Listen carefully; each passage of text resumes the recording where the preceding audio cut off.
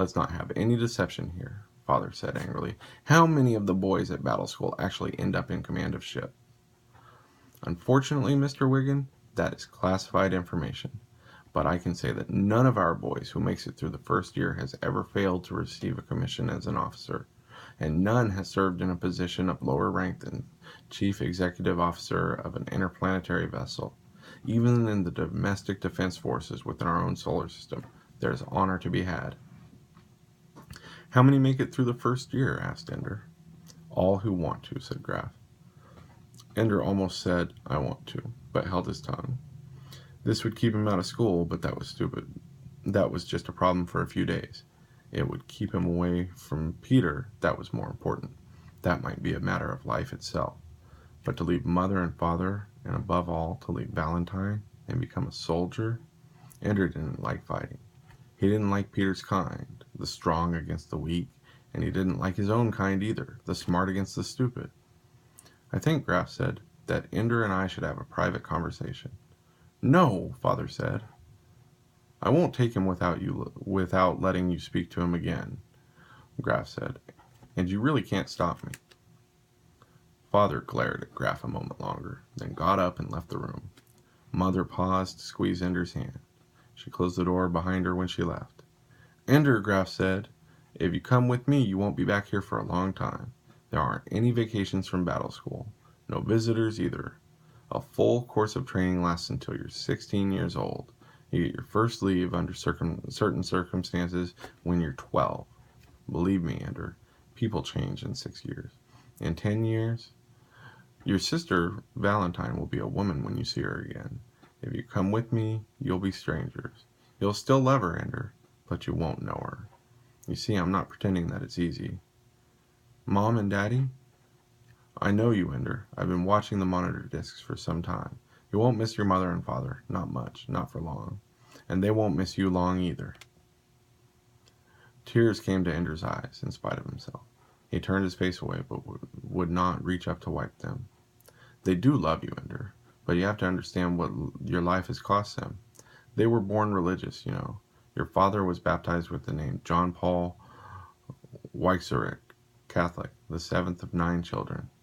9 children. That was unthinkable. Criminal. Yes, well, people do strange things for religion. You know the sanctions, Ender. They were not as harsh then, but it's still not easy. Only the first 2 children had a free education. Taxes steadily rose with each new child. Your father turned 16 and invoked the Non-Compliant Families Act to separate himself from his family. He changed his name, renounced his religion, and vowed never to have more than the allotted 2 children. He meant it. All the shame and persecution he went through as a child, he vowed no child of his would go through it. Do you understand? He didn't want me. Well, no one wants a third anymore. You can't expect them to be glad. But your father and mother are a special case. They both renounced their religions. Your mother was a Mormon. But in fact, their feelings are still ambiguous. Do you know what ambiguous means? They feel both ways. They're ashamed of having come from non-compliant families. They conceal it, to the degree that your mother refuses to admit to anyone that she was born in Utah, lest they suspect. Your father denies his Polish ancestry, since Poland is still a non-compliant nation, and under international sanction because of it. So you see, having a third, even under the government's direct instructions, undoes everything they've been trying to do. I know that. But it's more complicated than that. Your father still named you with legitimate saints' names. In fact, he baptized all 3 of you as soon as he got you home after you were born. And your mother objected. They quarreled over it each time, not because she didn't want you to be baptized, but because she didn't want you to be baptized Catholic. They haven't really given up their religions. They look at you and see you as a badge of pride because they were able to circumvent the law and have a third.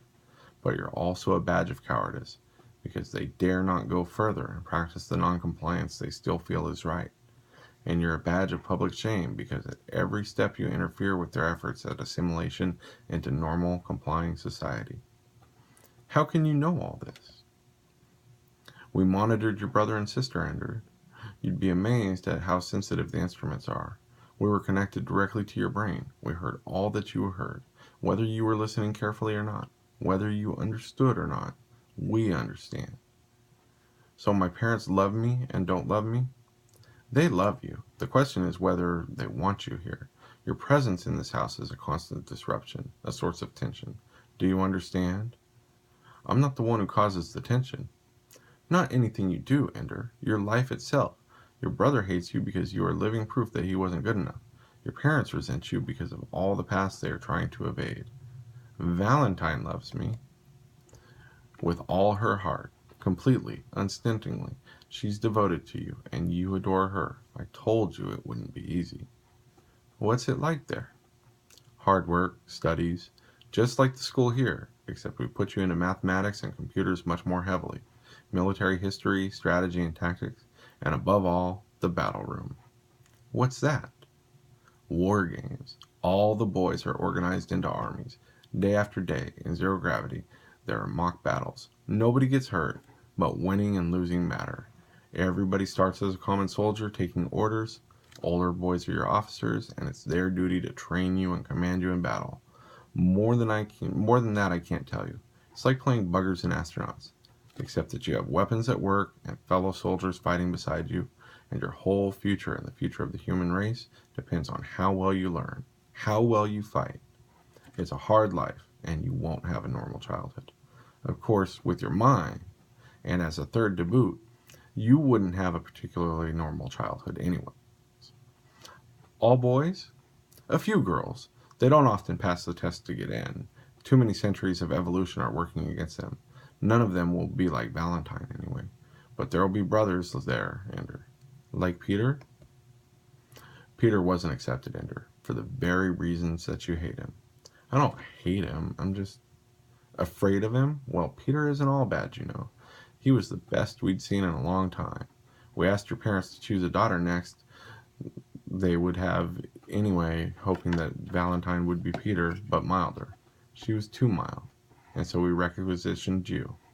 To be half Peter and half Valentine? If things worked out right. Am I? As far as we can tell, our tests are very good, Ender, but they don't tell us everything. In fact, when it comes down to it, they hardly tell us anything. But they're better than nothing. Graff leaned over, took Ender's hands in his. Ender Wiggin, if it were just a matter of choosing the best and happiest future for you, I'd tell you to stay home. Stay here, grow up, be happy. There are worse things than being a third. Worse things than a big brother who can't make up his mind whether to be human or a jackal. Battle school is one of those worst things. But we need you. The buggers may seem like a game to you now, but they damn near wiped us out last time. But it wasn't enough. They had us cold, outnumbered, outweaponed. The only thing that saved us was that we had the most brilliant military commander we've ever found.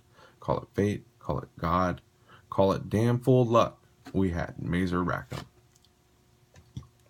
But we don't have him now, Ender. We've scrapped together everything mankind could produce. A fleet that makes the ones they sent against us last time seem like a bunch of kids playing in a swimming pool. We have some new weapons too, but it might not be enough. Even so, because in 80 years since the last war, they've had as much time to prepare as we have. We need the best we can get, and we need them fast. Maybe you're not going to work out for us. Maybe you are. Maybe you'll break down under the pressure. Maybe it'll ruin your life. Maybe you'll hate me for coming here to your house today. But there's a chance that because you're with the fleet, mankind might survive and the buggers might leave us alone forever, then I'm going to ask you to do it, to come with me. Ender had trouble focusing on Colonel Graff. The man looked far away and very small, as if Ender could pick him up with tweezers and drop him in a pocket. To leave everything here, to go to a place that was very hard, with no Valentine, no mom, no dad. And then he thought of the films of the buggers that everyone had to see at least once a year. The Scathing of China, the Battle of the Belt, death and suffering and terror, and Mazer Rackham and his brilliant maneuvers, destroying an enemy fleet twice his size and twice his firepower, using the little human ships that seemed so frail and weak, like children fighting with grown-ups. And we won. I'm afraid, said Ender quietly, but I'll go with you. Tell me again, said Graff. It's what I was born for, isn't it? If I don't go, why am I alive? Not good enough, said Graff. I don't want to go, said Ender, but I will. Graf nodded. You can change your mind. Up until the time you get in my car with me, you can change your mind. After that, you stay at the pleasure of the International Fleet. Do you understand that? Ender nodded. All right, let's go tell them. Mother cried. Father held Ender tight. Peter shook his hand and said, You lucky little pin-headed fart-eater. Valentine kissed him and left her tears on his cheek. There was nothing to pack, no belongings to take.